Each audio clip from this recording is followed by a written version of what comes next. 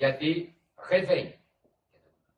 Le XIXe siècle est une période de réveil catholique. Les églises de nouveau se remplissent. L'État a fait la paix sous Napoléon avec l'Église. Il y a des intellectuels qui redeviennent catholiques, qui écrivent dans ce sens. Il y a toute une tradition qui revient, qui se restaure, qui se approfondit. C'est une magnifique période pour le catholicisme. Et de nouveau, il y a des périodes révolutionnaires, en particulier après la guerre de 14. On part dans une période de nouvelle déchristianisation qui, en vérité, n'est jamais finie. On a eu évidemment, nous, les années 60, les 68, les années 70, etc. C'est encore une nouvelle poussée d'anti-catholicisme, de déchristianisation. Et nous arrivons à un moment aujourd'hui où on sent bien que la déchristianisation est allée très très loin, et qu'en même temps, c'est ce que je raconte à la fin du livre, il y a des petites braises, des petites flamèches d'un réveil, en particulier dans la jeune génération, de ce catholicisme, les églises traditionnalistes se remplissent, les pèlerinages également, les baptêmes d'adultes deviennent de plus en plus nombreux. Ne soyons pas trop emballés parce que, pour vous donner une idée des chiffres, il y avait 500 000 baptêmes à la naissance il y a 20 ans, il y en a plus de 200 000, et les baptêmes d'adultes à Pâques dernier, c'est 20 000. Vous voyez, le rapport de force n'est pas encore... mais ça veut dire qu'il y a des jeunes, en particulier, qui se disent « qui suis-je, où vais-je ?» et qui ont envie de revenir à une forme de spiritualité, de rapport à Dieu, de rapport aux autres, etc. Dans cet univers catholique, qui pourrait être un univers entre soi, si j'ose dire, c'est-à-dire c'est le catholicisme vis-à-vis de lui-même. Est-ce qu'il y a une déchristianisation, pas de déchristianisation? C'est la vie de la France depuis 2 siècles qu'on vient de créer à grands traits. Il y a un phénomène exogène, évidemment, qui est d'ailleurs, selon moi, une des causes principales de ce réveil dans la jeune génération chrétienne. C'est l'islamisation de notre pays. Je ne dis pas, parce que, vous savez, j'en entends des vertes et des pas mûres, j'ai l'impression que parfois les gens ne comprennent pas ce que je dis, ou alors ils font semblant de ne pas comprendre. Je ne dis pas, évidemment, que la déchristianisation a été causée par l'islamisation. Parfois, j'ai l'impression que mes adversaires me prennent pour un débile mental. Évidemment, je connais un peu mon histoire, je viens de vous dire que ça fait 2 siècles. Sous Voltaire, il n'y avait sans doute pas un musulman en France. Donc évidemment, non, il n'y a pas de rapport. En revanche, il y a un lien direct. C'est comme la nitrate et la glycérine. Ensemble, ça fait la nitroglycérine. Ça a été explosé. Là, c'est la même chose. La déchristianisation, d'un côté, mouvement d'une ampleur historique, et l'islamisation, vous comprenez bien que ça a une signification historique. D'ailleurs, l'ironie, en travaillant sur mon livre, je lisais les cahiers de Barès. Et à un moment, Barès, qui était à la fois très ami avec le grand leader socialiste Jaurès, ami personnel, il s'échangeait des livres, etc., et en même temps, évidemment, un adversaire politique, ils avaient des échanges assez passionnants et que j'ai retrouvés. Et Barès dit à Jaurès, vous êtes fou, votre socialisme est en vérité le fruit du catholicisme, il avait tout à fait raison, et vous prêtez la main à la destruction du catholicisme. On en revient à notre histoire de loi de 1905, de République, etc., etc. Et il lui dit, quand vous aurez détruit le catholicisme de la France, il sera remplacé par une autre religion qui sera plus âpre, je mets des guillemets, plus âpre, plus dogmatique et plus intolérante. Formidable prophétie. Je dois dire que j'étais PA, j'ai relu plusieurs fois, j'ai noté, je l'ai mis dans mon livre, vous la verrez cette phrase, parce que là c'est assez admirable. 100 ans avant, il avait très bien vu. Chateaubriand, d'ailleurs, lui-même, évoque dans son génie du christianisme l'islamisation du pays, mais évidemment, il dit ça comme une théorie et une hypothèse, puisque, encore une fois, en 1800, il n'y a pas un musulman, et d'ailleurs en 1900 non plus. Il n'y en a quasiment pas. On a les colonies, on a l'Algérie, il y en a très très peu. On commencera un peu après les années 20 avec la construction de la mosquée de Paris, les premiers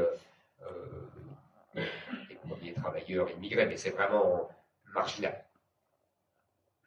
Donc voilà, il y a cette histoire-là avec ces deux mouvements qui se conjuguent pour devenir une situation absolument cataclysmique pour notre pays, c'est-à-dire une islamisation du pays qui prend la place de la déchristianisation, pour faire de notre pays un autre pays.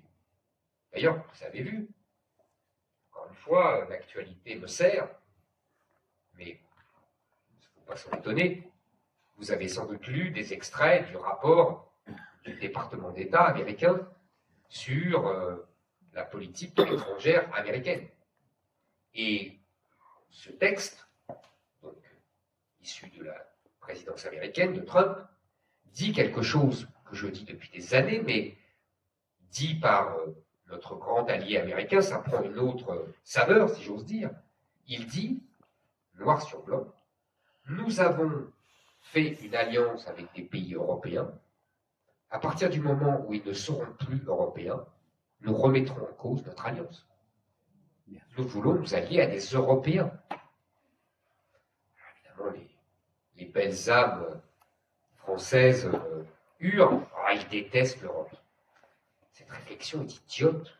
C'est le seul qui aime l'Europe en vérité. C'est le seul qui la défend.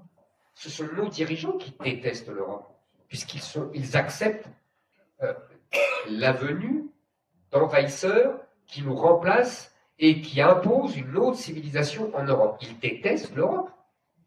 Ils passent leur temps à la glorifier, mais ils la détestent, puisqu'ils veulent faire un pays africain et arabo-musulman à la place des pays européens. On ne peut pas être vraiment la détester davantage.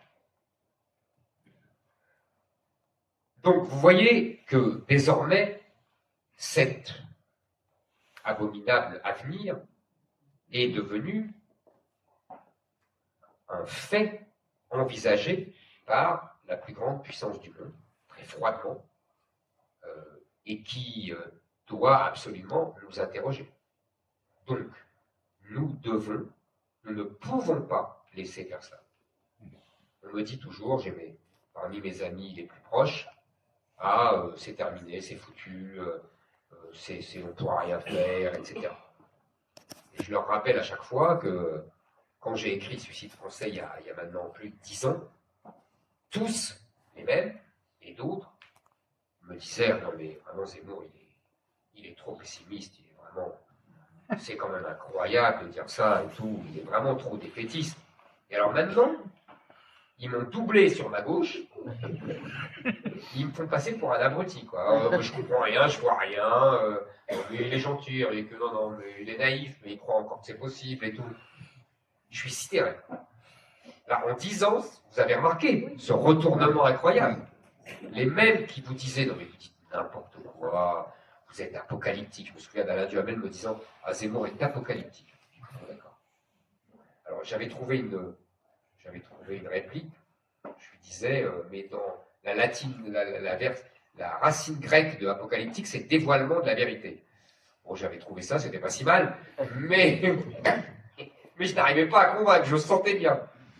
Et désormais, les mêmes, 10 ans plus tard, me disent non mais il se bat pour rien, il est gentil, mais tout juste si on ne dit pas que je suis Don Quichotte qui combat les moulins à vent. Non, je crois vraiment qu'on peut encore arrêter la catastrophe. Oui. Dans 20 ans, il sera trop tard, je pense. Mais on peut encore l'arrêter. Et on peut encore l'arrêter tout simplement en jouant sur tous les tableaux. C'est-à-dire, je vous ai dit, il y a deux phénomènes. Déchristianisation, islamisation. Vous avez bien compris. Il faut rechristianiser et désislamiser. C'est un enfant de 8 ans comprendrait.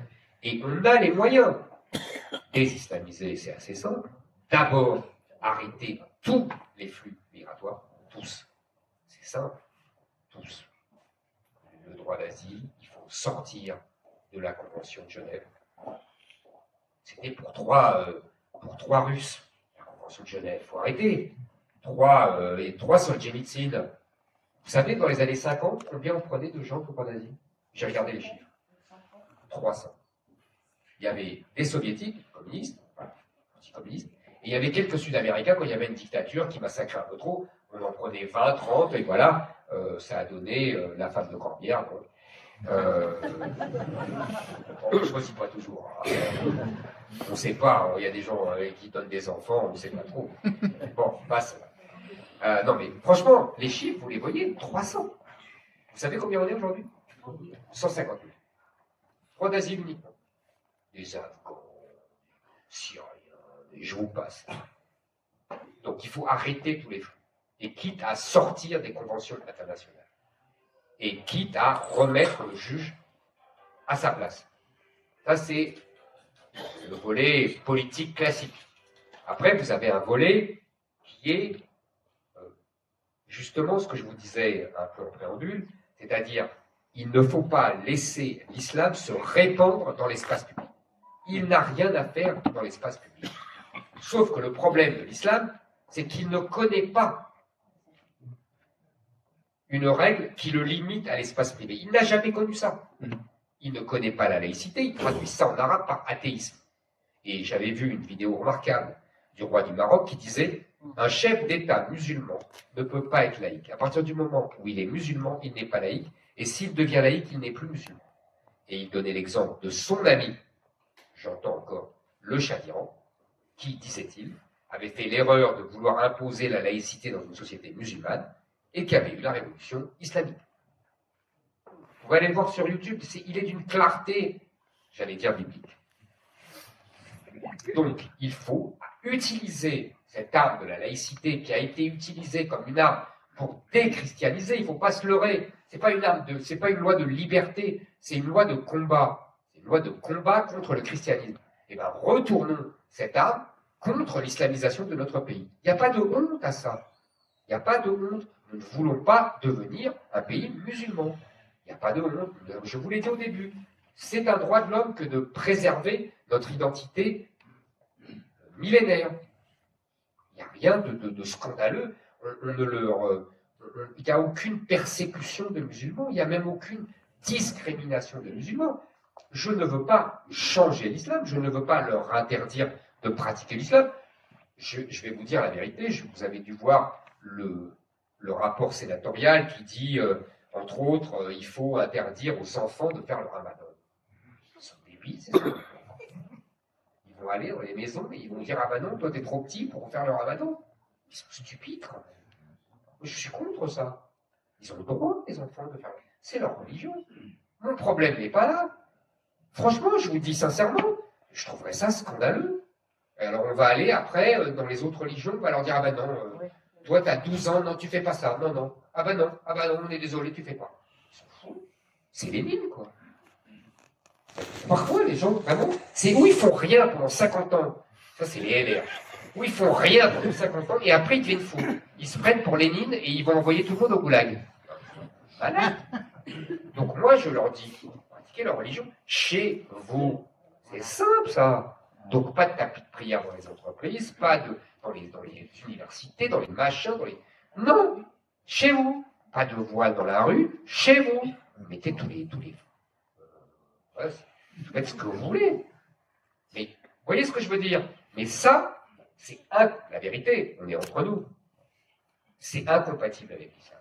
Donc, il faut qu'ils modifient leur façon de concevoir leur religion.